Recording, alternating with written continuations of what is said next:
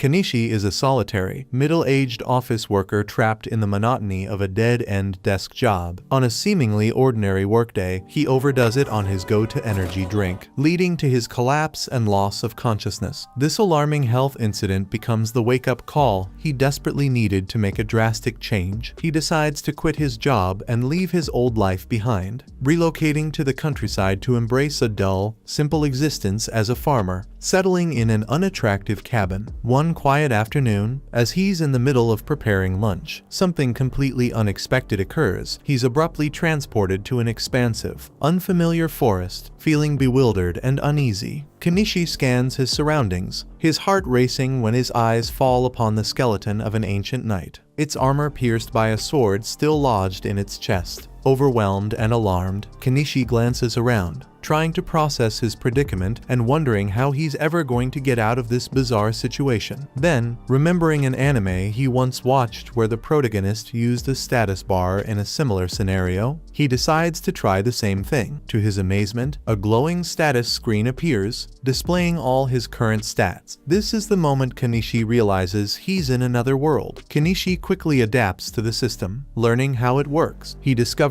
it allows him to store and retrieve items effortlessly, a feature he finds incredibly useful. Moments later, hunger strikes. The system offers him the option to buy food and water, but it comes at a price he can't afford since he's broke. Frustrated, he wonders what to do next. Kenichi soon stumbles upon the system's trading feature, allowing him to exchange valuable items for supplies. However, he quickly realizes there's nothing in his immediate surroundings to offer for trade. His gaze shifts back to the knight's skeleton, and his eyes lock onto the sword lodged in its chest. With no other options, he decides to use the sword for a trade. The system accepts the weapon, granting him 2 cartons of milk and some bread in return. After satisfying his hunger, Kenichi uses the leftover trade points to buy a shovel. With it, he carefully buries the knight's remains, offering a prayer of gratitude for the meal and the sword that helped him survive. Next, he buys a bike and begins exploring the area, knowing he needs to find a settlement and earn money quickly. Kenichi spends the rest of the day gathering items and trades them in for food and utensils. As night falls, he prepares a curry meal, ready to finally enjoy it, when a pack of black forest foxes starts creeping toward him. Fear grips him as he scrambles for a solution. Searching through his system, the only thing he can find is a box of fireworks. He throws them at the foxes, but they don't work. Panicking, he keeps looking until he discovers a slingshot with unlimited ammo. He fires a few shots, successfully scaring off the foxes.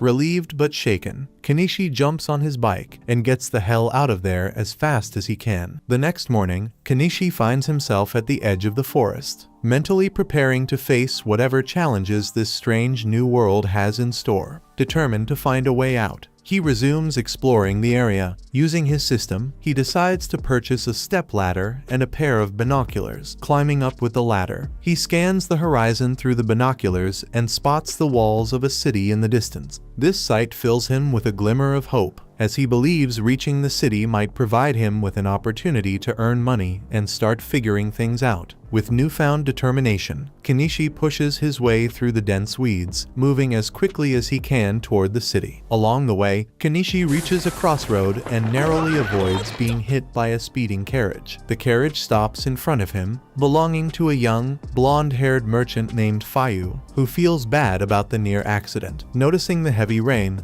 Fayu offers Kenichi a ride to the city free of charge. Kenichi climbs into the carriage and notices another passenger inside. Fayu explains that she is just a traveling bard and fellow traveler. As they continue their journey, Fayu observes that Kenichi's attire and name are unusual. Curious, he asks Kenichi what brings him to the city of Dahlia. Suspecting that he's not a local, Kenichi brushes off the question, simply stating that he's heading there for business purposes.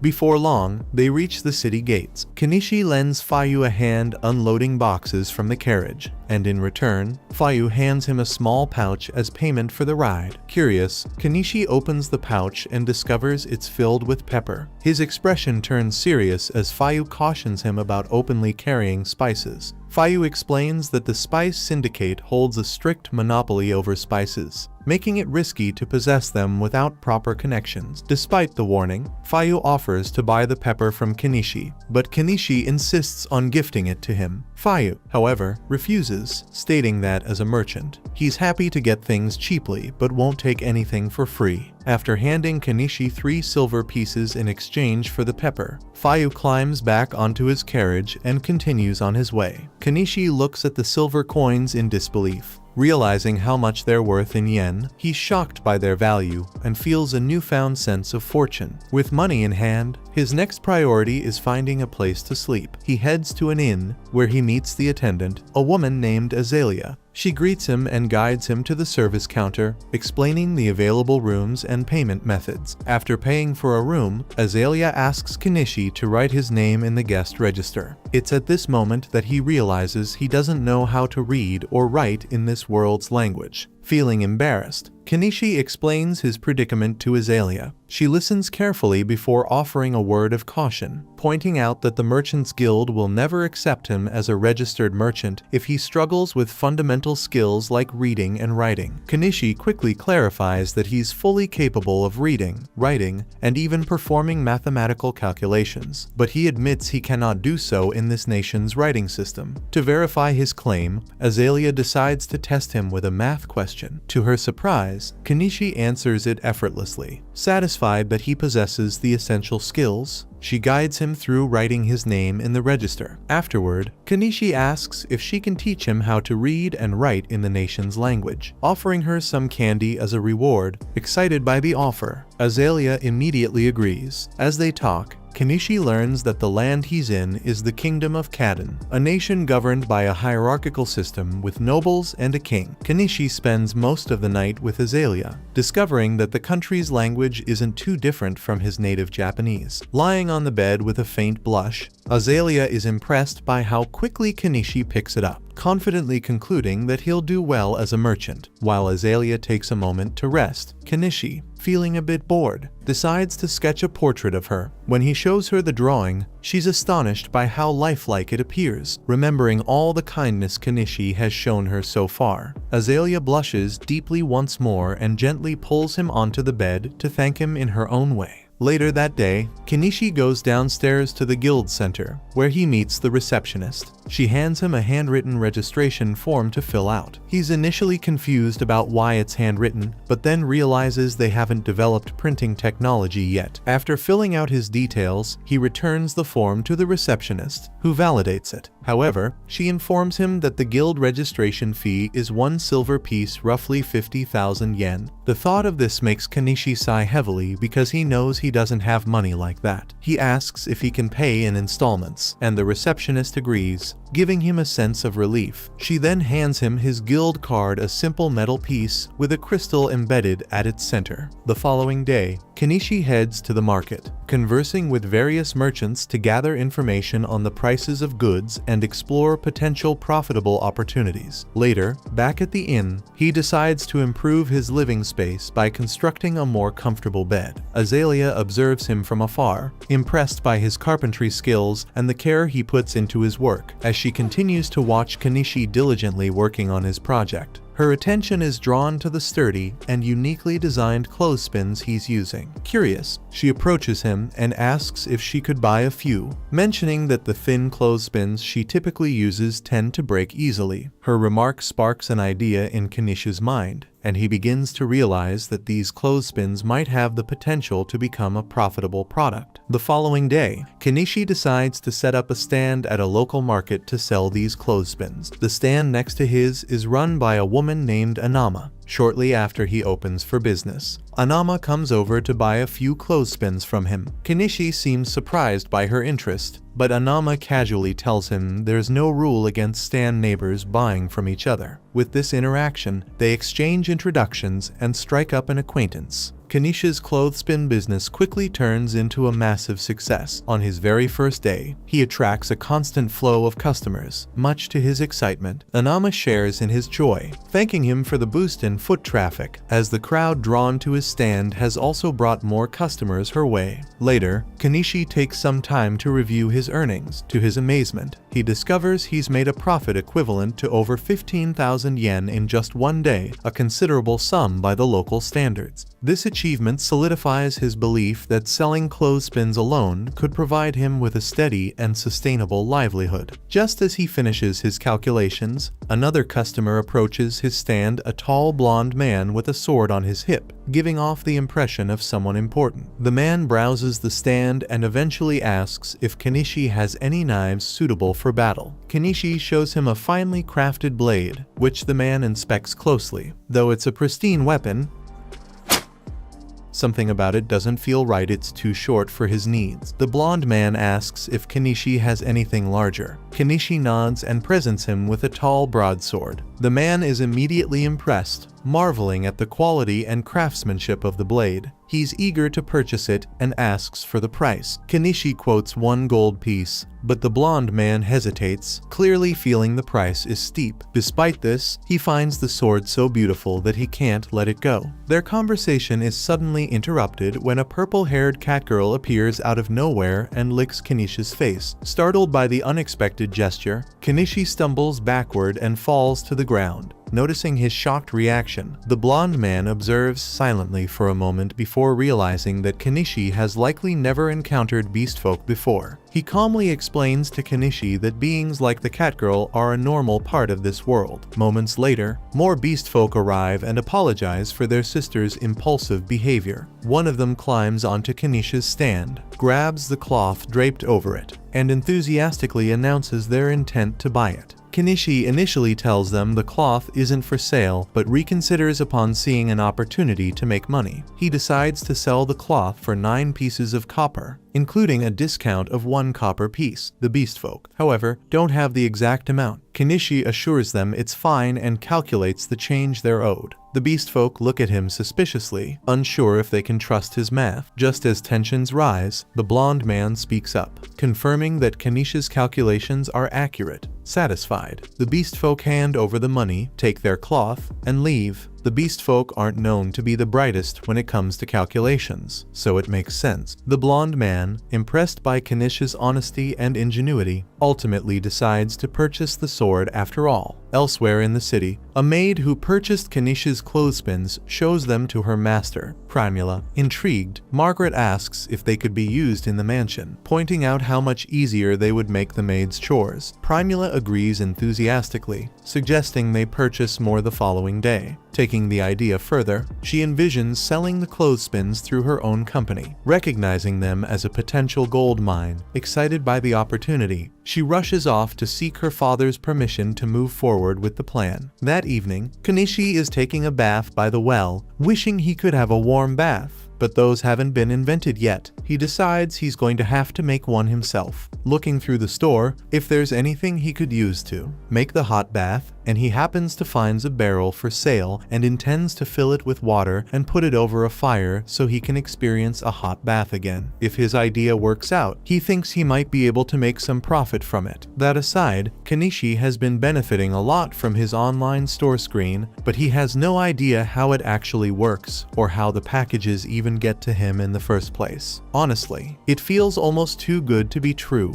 and Kanishi can't shake the worry that it might eventually demand his soul as payment. While his success with the clothespins has been encouraging, he finds himself pondering what new product he could develop to achieve similar results. However, no fresh ideas come to him. Frustrated, he gazes at the ceiling, his thoughts drifting to the bigger questions. For now, there's no point in dwelling on it, so Kanishi decides to call it a night and get some sleep. Meanwhile, deep within the forest, a young girl named Anemone is on the run. The following day, as Kanishi prepares his shop for the day, he decides to make some adjustments to his inventory. He adds some jewelry to his selection. While these aren't genuine gemstones of high value, they have an attractive attractive appearance, which should help him turn a modest profit. At that moment, the maid from the previous day, Margaret, arrives, mentioning that she's there to purchase more clothespins from Kenichi. When he asks how many she needs, he's taken aback by her request for 100. However, since she has the money ready, he proceeds with the transaction. As Kenichi is packaging the clothespins for her, Margaret's attention shifts to the jewelry he has displayed. She inquires if they are made from real diamonds. Kenichi explains that the pieces are crafted from polished glass, but they still look quite appealing. Margaret then asks him to reserve one for her so she can return and purchase it later. The day continues as usual, but just as Kenichi is about to close up shop, the beast folk from the previous day return to his store. They appear quite serious, and Kenichi starts to worry that they might be there to rough him up. However, Miley steps in close to him and confidently tells the others that she can definitely smell spices on him. The rest of the beast folk start cheering and eagerly ask Kenichi to sell them some spices. Despite their enthusiasm, Kenichi hesitates. After hearing about the spice syndicate and not knowing how they operate or what they might do if they discover he's selling spices, he feels it's too risky. The beast folk continue to plead with him, hoping he'll make an exception, but the locals in the area step in, explaining that it's unreasonable to expect someone as new as Kenichi to jeopardize his business for them. Hearing this, the beast folk seem to understand and back down. Kenichi can't sell them any spices, but it technically won't be breaking any rules if he just shares a meal with them. So, he invites the group to come eat with him, but it's going to have to be out in the woods so he doesn't attract any negative attention. The beast folk are really happy to hear this. Later that night, they all meet Kenichi and Anama on the outskirts of town so they can begin cooking. Kenichi is about to begin cooking when Anama asks if she can help. He tells her to cut some of the veggies for him. However, when Anama takes a look at the veggies, she can't believe how vibrant and juicy they look. Kenichi explains that he got these from a foreign country and guarantees that they taste really good. While Kenichi and Anama are busy working on the vegetables, Miley and the other beast folk are down by the river, trying their hand at catching fish. Before long, they manage to catch a good amount. With all the ingredients ready, Kenichi starts preparing the fish, seasoning it with spices, and then tossing everything into a pot to cook. The result is a meal that the beast folk absolutely adore. They've never experienced flavors like this before and are incredibly grateful for the food. However, the delicious meal stirs up a strong craving for alcohol among them. Anama warns them to control themselves, reminding them that alcohol is quite expensive. But Kenichi doesn't see any harm in indulging them a little, so he pulls out a bottle of inexpensive booze and pours a few glasses for them. In return, he makes them promise that they'll never tell anyone about the meal he cooked for them. Anama warns Kenichi that he's being a little too generous, but he doesn't see anything wrong with letting the beast folk enjoy themselves, especially since they seem to be good people. That night, they drink together, bathe together, and eventually fall asleep under the stars. Miley seems to really like Kenichi now. The next morning, Kenichi returns to the inn, and Azalea is a bit upset since he was out all night. Kenichi tries to explain that he was just hanging out with a couple of beast folk outside town, but judging from the cat lady fur on his jacket, she thinks Kenichi did a lot more than just hang out, and she's mad he chose to do it with a cat lady instead of her. Later that day, as Kenichi is setting up his shop for another day of business, Margaret arrives with Primula to pay him a visit. Kenichi is momentarily captivated by Primula's beauty, but then he notices Margaret standing behind her and realizes they're probably here to buy the necklace Margaret had inquired about the day before. He retrieves the necklace, and Margaret pays for it before handing it over to Primula for inspection. Primula is so impressed by the craftsmanship that she finds it hard to believe the necklace isn't made of real diamonds. She then asks Kenichi if he has more necklaces like this in stock. In response, Kenichi retrieves several more pieces from his collection and brings them out for her to see. Primula is incredibly impressed by the quality of Kenichi's products, as well as the fact that he has an item box. She has a request to make of him. She tells him that she is the daughter of the owner of the Mallow Trading Company, and if Kenichi is willing to accompany her, she would like to introduce him to her father. Kenichi likes the idea of meeting with the owner of a major trading company, but he is hesitant to meet any big shots since it might spell trouble for him. However, Anama tells him that Primula's father is well known around town, and everyone says he's a man of good character. So, Kenichi doesn't have to worry about getting into into trouble with him. Since that's the case, Kenichi agrees to go with Primula, and she invites him to join her in her carriage so they can go meet her father. On the way, Primula shows Kenichi some replicas of the clothespins she had made. While the wooden part was simple enough for her craftsman to replicate, the metal clamp proved too intricate for them to recreate. Kenichi understands why they struggled, since even he doesn't fully know how the springs are made, he just knows it's a complex process. Eventually, they arrive at Primula's home, and Kenichi is stunned by its enormous size. However, Primula casually mentions that, compared to the homes of other nobles in the area, hers is actually quite modest. They head inside, and Kenichi is introduced to Primula's father, Mallow. They both greet each other, and Mallow invites Kenichi to have a seat so they can begin their discussion. Once Kenichi is settled in, he shows Mallow some of the jewelry he has, and Mallow is just as impressed as Primula was. On top of that, Primula tells him that Kenichi possesses an item box, and Mallow finds this interesting because he also has one. His item box is what allowed him to build his trading company to this level in the first place, so if it's used properly, he thinks Kenichi could become quite successful, although right now, Kenichi is just using it to store his supplies. The reason Mallow wanted to meet with Kenichi is to discuss the possibility of making Kenichi the official supplier for the Mallow company. Kenichi had anticipated a proposal like this and assumes Mallow's plan is to market the goods in a way that will maximize profits. However, Kenichi wonders why, if that's the goal, Mallow didn't just continue buying items from his shop at a low price and reselling them later. While Mallow could have done that, he explains it would be a dishonest business move, and if Kenichi ever discovered they were reselling his goods without permission, it would certainly upset him. Additionally, approaching Kenichi directly gives Mallow a strategic advantage over his competitors, who would likely try to strike a similar deal with him in the future. With that being said, Mallow would like to begin their partnership negotiations and offers to pay Kenichi 50% of the retail price for his goods. Kenichi could push for a better deal, but he's honestly okay with this since he's already making a ridiculous amount of profit from his online store. So, he accepts Mallow's offer and the two shake hands on it. He officially signs the supply contract, and the first few items he supplies Mallow with earn him over 1,000,000 yen worth of coins. However, when Primula sees all the beautiful jewels Kenichi has in stock, she falls in love with them and asks her father if she can just buy these ones from Kenichi for herself. Mallow sees no problem with that, so Primula offers to pay him 10 gold coins for them, which is equivalent to 2,000,000 yen. For the first time since he got here, Kenichi has an 8-figure bank balance. Since things are going so well for him, Kenichi decides it's time to start setting up his peaceful life and purchases a house from his store. The following day, he leaves the city walls and ventures into the forest to find a suitable spot for his new home. Before heading out, he mentioned his plan to Azalea so she wouldn't worry, though she found it odd that Kenichi would willingly choose to live in the dangerous forest instead of staying within the safety of the city. After finally finding a good location, Kenichi buys a weed whacker and begins clearing the area. However, he quickly encounters an issue. While most items from his store are reasonably priced, fuel is expensive no matter what world you're in. With no way around the high cost, Kenichi decides to just deal with it and continues working until he has successfully cleared a path for himself to move in and out of the forest. After that, he needs to start working on getting rid of all the trees. So, he buys a chainsaw and starts cutting.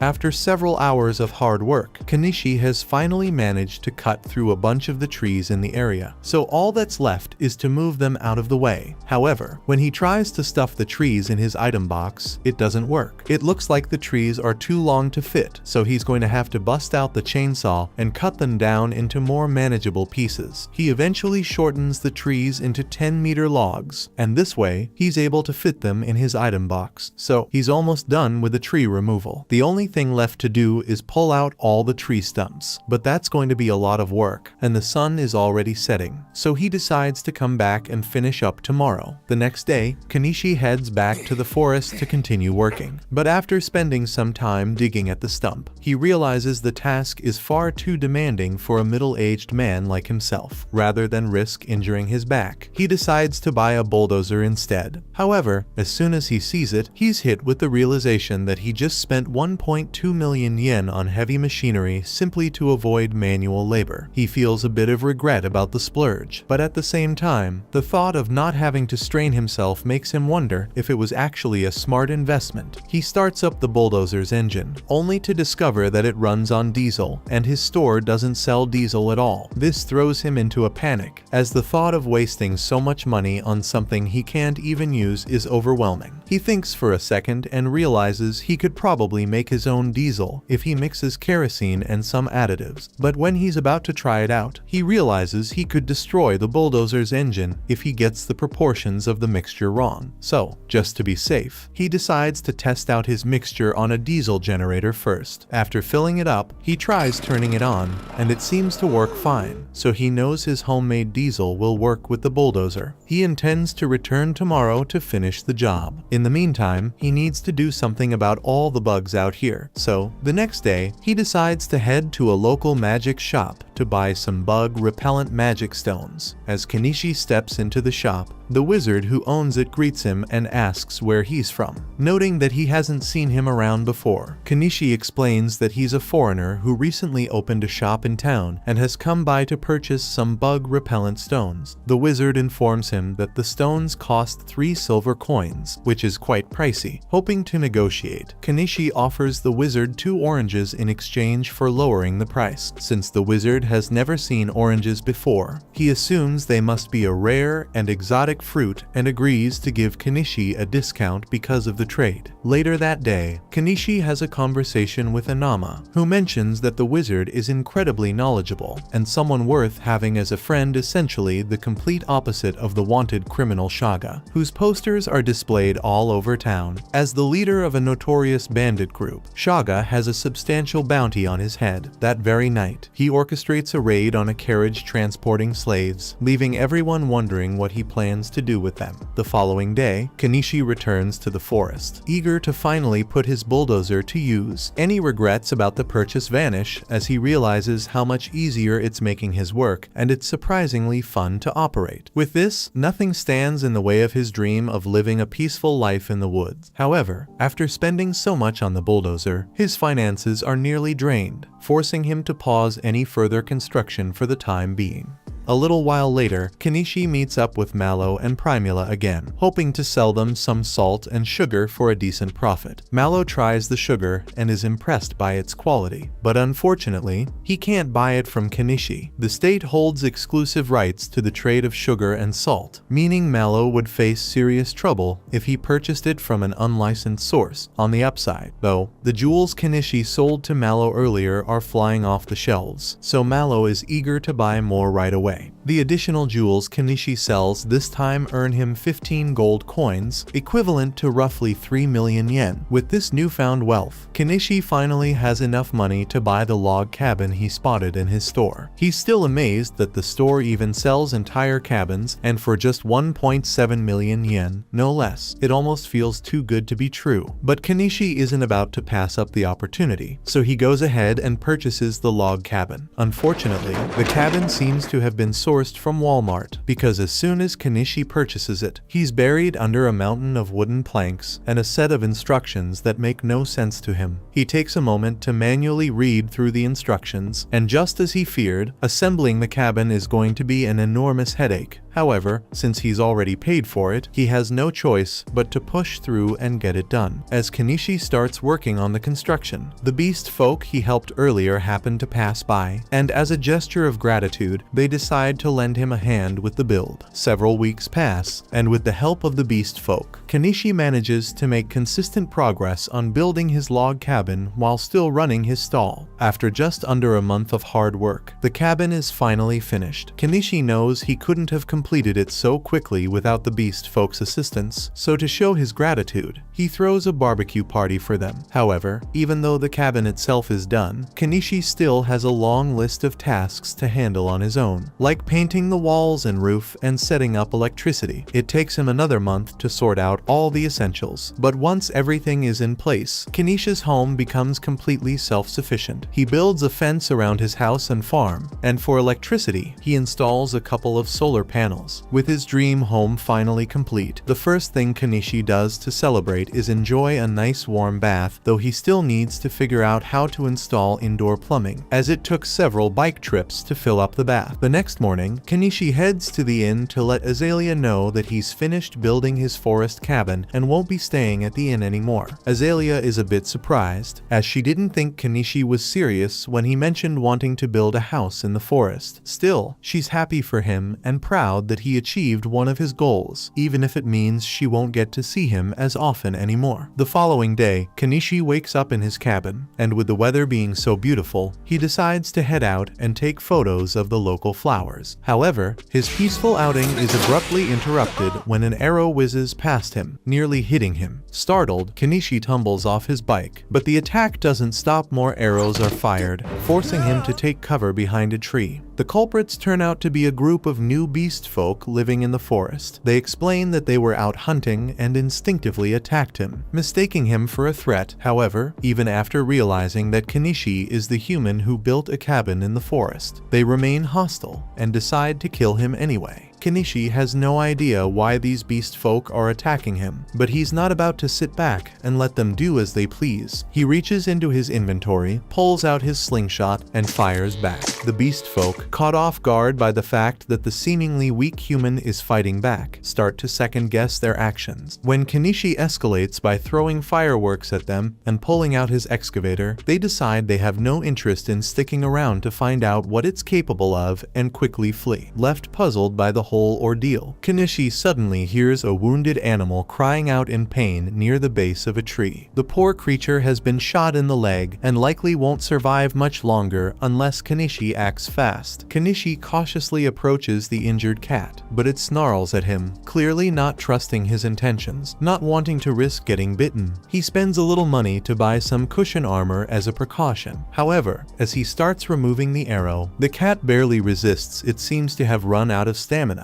This makes it much easier for Kenichi to treat its injuries. He purchases a bottle of alcohol to disinfect the wound and then applies some antibiotic cream. While the immediate wounds have been treated, there's no guarantee the cat will survive if left out in the wild. So Kenichi decides to bring it back to his house. Kenichi sets up a blanket for the cat to rest on, but it still hasn't moved an inch since he treated it, which makes him start to worry. He hasn't seen any veterinarians in this town, but he figures there might be some kind of healing magic he can use, so he decides to consult the wizard. After listening to Kenichi's story, the wizard deduces that the animal he found is likely a bobcat. However, the wizard doesn't see the point in trying to heal it, suggesting that Kenichi could just kill it and sell its fur for a decent profit. Realizing the wizard isn't going to be of much help, Kenichi heads back outside. As he does so, Miley happens to be passing by, so she jumps on him and starts sniffing around. She smells the scent of a bobcat on him, and her people see bobcats as messengers of God, so she's really excited and wants to see it for herself. She follows Kenichi back to his house, and as soon as she sees the bobcat, she can already tell that its injury was caused by the dog beast folk, so she swears to make them pay. In the meantime, the bobcat seems to be doing a bit better, but it keeps trying to lick its wound, so Kenichi is forced to stick a cone on its head. Miley is impressed by Kenichi's skill in providing healthcare and asks if he's a doctor, but he modestly replies that he only knows some basic first aid. Wanting to thank him for saving the bobcat, Miley heads outside and does a bit of quick hunting,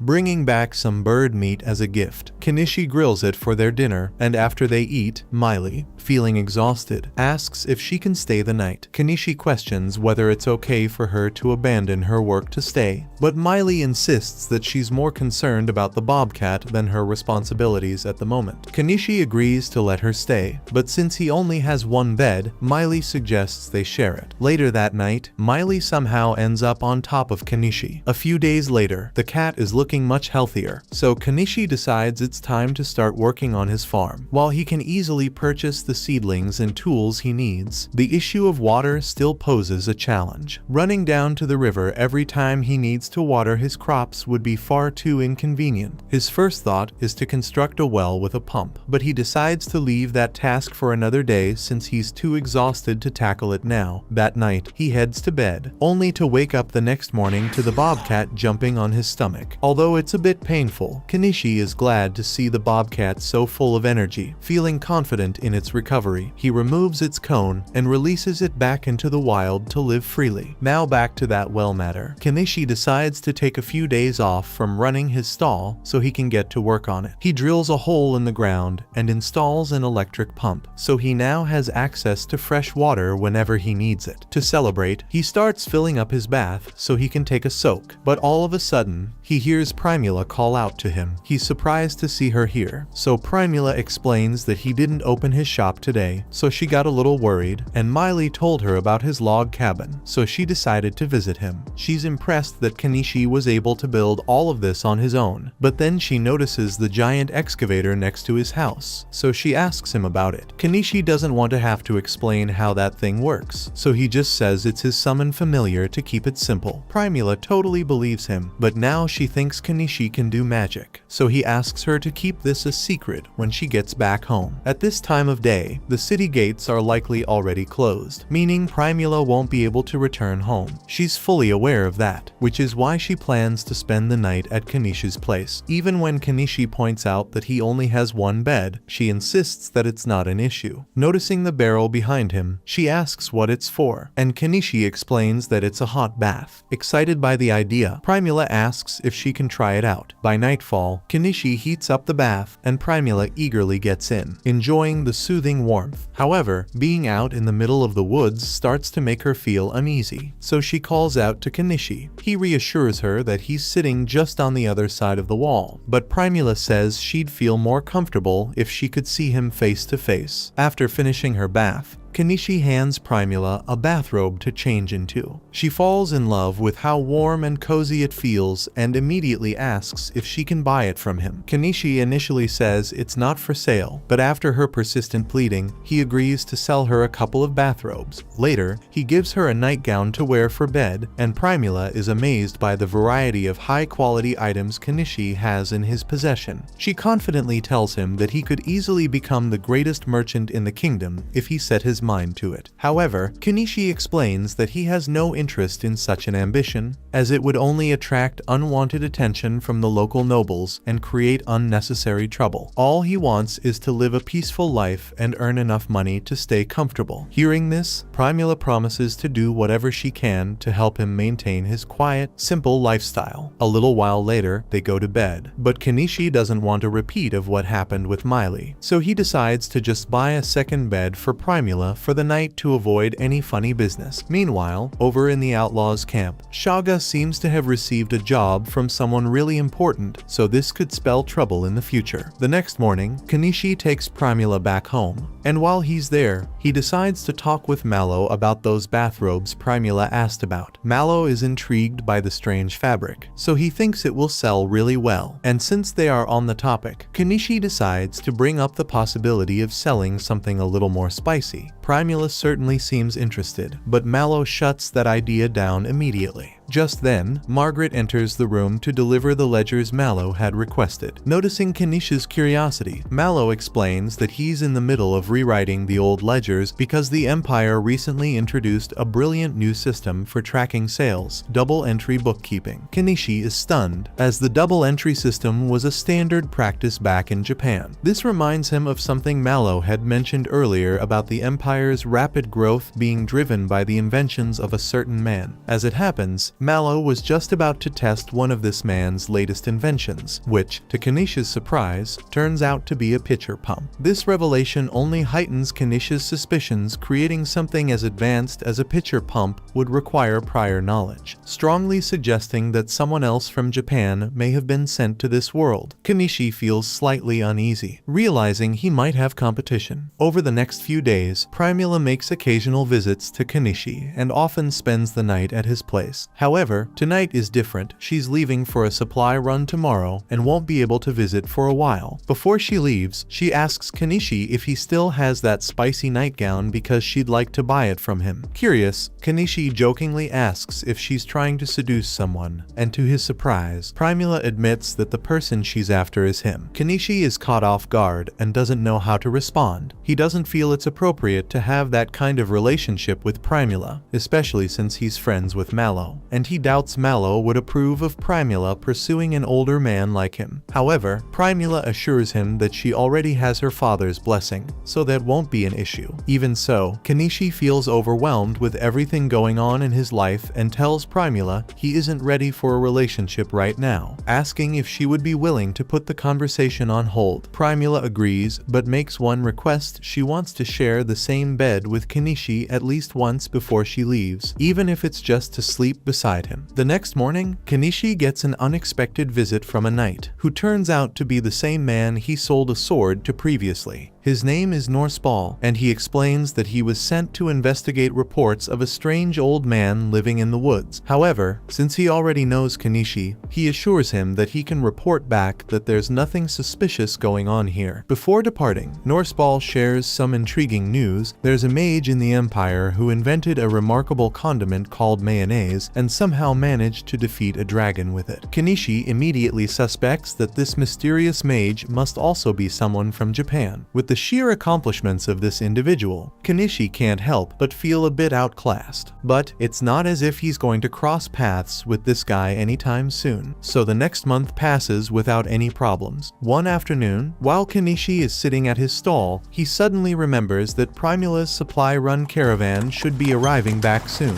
so he decides to visit her later that day. However, at that very moment, a loud commotion erupts in the town square, prompting him to get up and check out what's going on. It turns out that a caravan was ambushed by bandits, and everyone on board was taken captive, including Primula. In the streets, Mallow is desperately pleading with adventurers to help rescue his daughter. But since the bandit responsible is none other than the notorious outlaw Shaga, no one is willing to take the risk of facing him. Given the situation, it will take several days before the Knight's Order can organize a proper rescue mission. Meanwhile, Primula is thrown into a cage by Shaga and his gang. She remains unharmed for now, but only because Shaga intends to sell her to some depraved nobles for extra profit, with no real chance of escaping on her own. Her situation looks dire. Mallow understands that it's only a matter of time before Primula meets a tragic fate, so in his desperation, he turns to Kenichi and begs him for help. Kenichi isn't suited for combat in any way, but because he deeply cares about Primula, he ultimately decides to take action. However, he doesn't have enough funds to carry out his plan, so he tells Mallow that he'll need some money to make the necessary preparations. Without a second thought, Mallow hands over a bag of gold coins, willing to give Kenichi every last coin he owns if it means bringing Primula back safely. He informs Kenichi that Shaga's base of operations is located in the ruins, 50 kilometers west of Dahlia, which is quite a distance, meaning Kenichi will need to find a way to travel there. Looking through the vehicles available in his store, he ultimately decides to purchase a truck. But before doing so, he warns everyone that he's about to use summoning magic and advises them to step back. Then, putting on an act, he performs a ridiculous chant to convince everyone that what he's doing is real magic. Once his truck materializes, he climbs on top and calls out, asking if anyone is willing to join him in the fight. Shaga has a massive bounty on his head, so if they succeed in taking him down, there will be a huge reward for everyone involved. However, despite how tempting that sounds, no one steps forward to accept Kenichi's offer, as Shaga is simply too dangerous. Kenichi begins to worry that he might have to handle this on his own. But just then, the bobcat he rescued last month approaches him. Even though he can't understand its language, he can tell that the bobcat is trying to say that it wants to help. Speaking of cats, Miley and the other beast folk also step forward, eager to help Kenichi since they still owe him a favor for everything he's done for them. Seeing that he has allies willing to fight alongside him, Kenichi is relieved and immediately starts preparing them for battle. He buys a compound bow for Miley, while her brothers receive an axe and some swords. Just then, he hears another voice offering to help, and when he looks down, he sees Norseball standing there. Kenichi feels much more confident, knowing that an experienced knight will be joining them, though he can't help but wonder why Norseball just happened to be strolling through town in full armor. Norseball explains that he recently had a new sword sword forged using the steel Kenichi provided him, and he's been looking for an opportunity to put it to the test all day. Taking down some bandits seems like the perfect chance to do just that. One more person steps forward, expressing their desire to join, but to Kenishi's surprise, it turns out to be the magic shop owner. Kenichi immediately tries to dissuade him, insisting that it's too dangerous for someone his age. However, the old man reveals that he was once a mage in his younger days, and despite his age, his fire spells are just as deadly as they were in his prime. Realizing that having a powerful mage on their side would be a huge advantage, Kenichi decides to let him come along. But then, Anama insists that she wants to come along as well. Kenichi tries to convince her to stay behind, pointing out that she wouldn't be able to contribute anything in a fight. However, despite not being a fighter, she argues that she can still offer moral support and cook meals for the group. She also reassures him that the moment a fight breaks out, she'll run away, so he won't have to worry about protecting her. In the end, Kenichi agrees to let Anama join for moral support, but he immediately refuses when Malo expresses his desire to come too. He firmly tells him to stay put and wait for Primula's safe return. Kenichi once again asks if anyone else is willing to join them, but the rest of the people are too afraid to face Shaga. One by one, they step back, and before long, the crowd disperses. It seems that the 9 of them will have to take on this challenge alone. Before setting out, Kenichi makes a stop at the guild,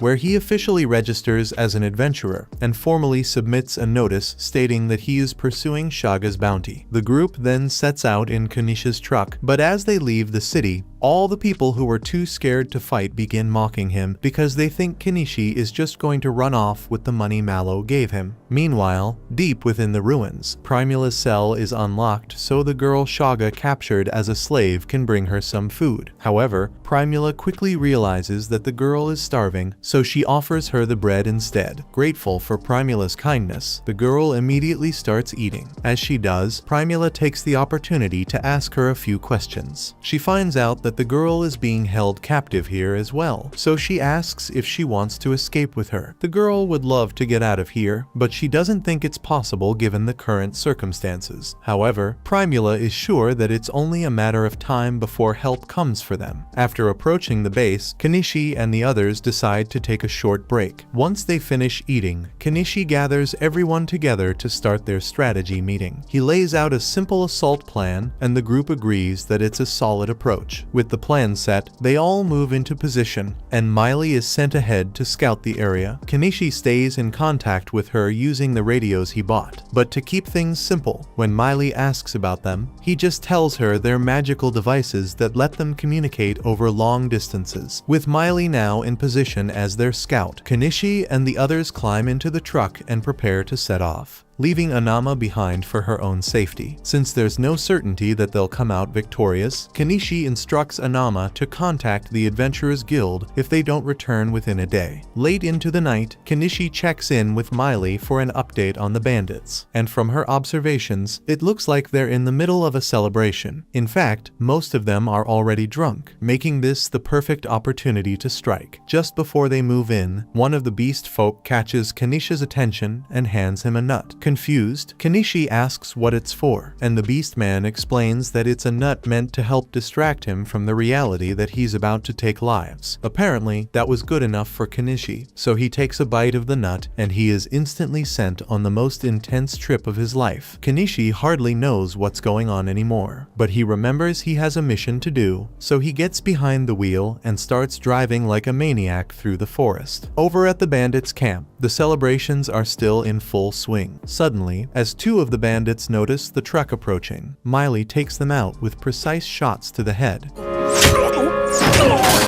With that done, the next obstacle is the castle gate. To handle it, the old man climbs onto the truck's roof and casts an explosion spell, blasting a hole straight through. At this point, the entire bandit camp is on high alert, but it's already too late. Kenichi and the others have made it inside. Because the bandits had been drinking heavily beforehand, they're all intoxicated and unarmored, making them easy targets. Miley and her brothers swiftly take down the first few who get within range. Meanwhile, Norseball steps out of the truck, eager to christen his new sword with the blood of his enemies. Kenichi is so impressed by Norseball's strength that he gets distracted, and a bandit tries to use the opportunity to stab him in the back. But luckily, the bobcat steps in to save him just in time. More bandits begin emerging from the ruins, so Kenichi decides to pull out the big guns and summons his bulldozer to squish them. The beast folk continue to take down as many bandits as they can, while Norseball is busy flaunting his superiority over them. Meanwhile, Kenichi is wreaking havoc with his bulldozer, sending the bandits into a panic. In the chaos, he accidentally crashes through one of the walls, revealing a large group of the bandits' prisoners inside, hoping to find Primula among them. He quickly scans the area, but to his horror, it turns out that Shaga had foreseen their rescue attempt. He's holding Primula hostage at the top of a tower. Primula is relieved that Kenichi actually came to rescue her, but Shaga is mortified because all his men have been wiped out. He assumed that a party would be sent to rescue Primula eventually, but he never could have imagined that they would be this strong. However, even with the current situation, Shaga still thinks he has the upper hand. He orders Kenichi and the others to drop their weapons immediately if they don't want him to stab her on the spot. Everyone hesitates, unwilling to make a move that could put Primula in danger, but Kenichi has no intention of letting Shaga get away. While Shaga is distracted, Kenichi discreetly buys a laser pointer and signals Miley, instructing her to take the shot as soon as he gives the command. Miley understands the signal, so Kenichi directs the laser pointer at Shaga's eye to momentarily blind him. The instant Shaga releases Primula in pain, Miley fires a shot, hitting him right in the shoulder. Wasting no time, Kenichi rushes up the stairs to get Primula to safety, but as Shaga regains his vision, he prepares to launch an attack on the two of them. Luckily, before he can do anything, the slave girl uses some kind of magic to knock him down the stairs, and once he hits the ground, he is perfectly lined up for Miley to give him a headshot. With that, the group emerges victorious, and Primula is finally safe. Their first move is to send Nyanji back to inform Anami of the good news. After that, Kenichi stores his vehicles away and purchases clothes for all the prisoners they manage to rescue. As everyone takes the time to clean themselves up, he notices the little girl and asks Primula to help wash her. While she's at it, he also hands her a pair of scissors so she can trim the girl's hair. Primula glances at the scissors and instantly asks Kenichi if he can sell her more, pointing out that they would be a highly popular item. However, before she can continue, the other women quickly remind her that she's completely naked, causing her to step back in embarrassment. Once everyone is dressed, Kenichi approaches the little girl and introduces himself. She tells him her name is Anemone and reveals that she has an important letter to deliver. The letter exposes the noble who has been funding Shaga's kidnappings, and upon hearing this, Norseball vows to ensure that the noble is brought to justice for his crimes. With that, the incident is finally resolved, and it seems they'll be able to return to Dahlia without any trouble. But before that, exhaustion catches up with everyone, and they all settle in for the night to get some much-needed rest.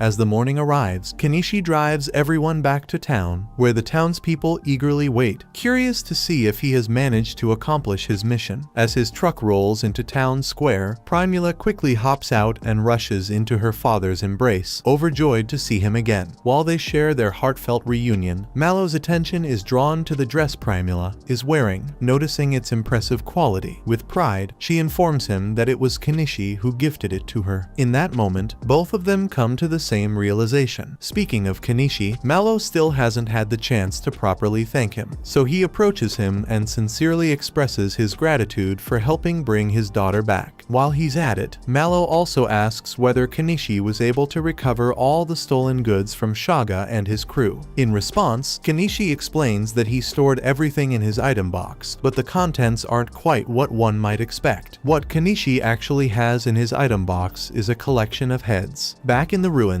before Kenichi and the others made their way back to town, the beast folk informed him that he would have to take the heads of all the bandits. Shaga and his gang are quite well known, which means there's a hefty bounty on them. However, to claim the reward, Kenichi must provide Shaga's head as proof of his death. But since all those heads will start to stink before long, it would be far more convenient if Kenichi could store them inside his item box. This is without a doubt one of the more unsettling tasks Kenichi has had to handle, but he doesn't have much of a choice, so he begins placing the heads into his item box. While doing so, he also gathers up everything the bandits had stolen, including a sack filled with 100 gold coins and several valuable items. On top of that, he ends up taking all the women who had been held captive by Shaga, though he's unsure about what to do with them. Before returning to town, he asked them if they wanted him to take them back to their villages. Some agreed, wanting to go home, but for others, their situation was different when they were captured. Shaga had burned their homes and slaughtered their families, leaving them with nowhere to return to. Understanding their predicament, Kenishi offered to take all of them back to Dahlia with him, as they would have a better chance at rebuilding their lives there. The women seemed absolutely delighted by the idea. Kenishi then looks over at Anemone and asks if she knows where her hometown is. She tells him that her village is called Europe, but it's pretty far from here, about 800 kilometers away, so getting her back there would be a long and difficult journey. Still, Kenishi is willing to make it happen if that's what she wants. However, Anemone has no desire to return to that village, as her own people had sold her into slavery. In that case, Kenishi asks her if she would like to come with him to Dahlia, and Ain immediately agrees. Kenishi then spends a while driving the women to their various destinations, and once that's done, he heads to the guild with the others to claim the bounty. The guild receptionist panics the moment a severed head is placed in front of her, but that's just the beginning. There are 50 more to go. So, Kenishi starts pulling them out of his storage one by one. With all these heads to inspect, the guild staff have a long and tedious task ahead of them. Meanwhile, Kenishi steps aside to take a break while they handle the work. The wizard approaches Kenishi and warns him that with his unusual summoning magic and exceptionally large item box, things could get really complicated if the nobles ever find out about him. But that's all the more reason for Kenishi to make sure he keeps a low profile. Speaking of nobles, Norseball walks up to Kenishi and tells him he's going to go meet with the local Count Asclepius to inform him of the corrupt nobles that were secretly backing Shaga's crime operation. So, he's going to be leaving now. Later that night, the guild finally completes the process of calculating the reward, which amounts to a total of 861 gold coins. Kenishi, wanting to be fair, suggests dividing it equally among everyone. However, Anama insists that she doesn't deserve a portion, as she didn't contribute during the mission. Since her life was never at risk, she feels it wouldn't be right for her to accept a reward. That said, she does have a small request for Kenishi. She asks if he would allow her to take care of Ain as if she were her own, as the girl reminds her of her daughter. Kenishi has no reason to refuse her request, confident that Anama will look after Ain well, so he entrusts her with the child and heads out into town. Now, while there's no doubt that Anama had the best intentions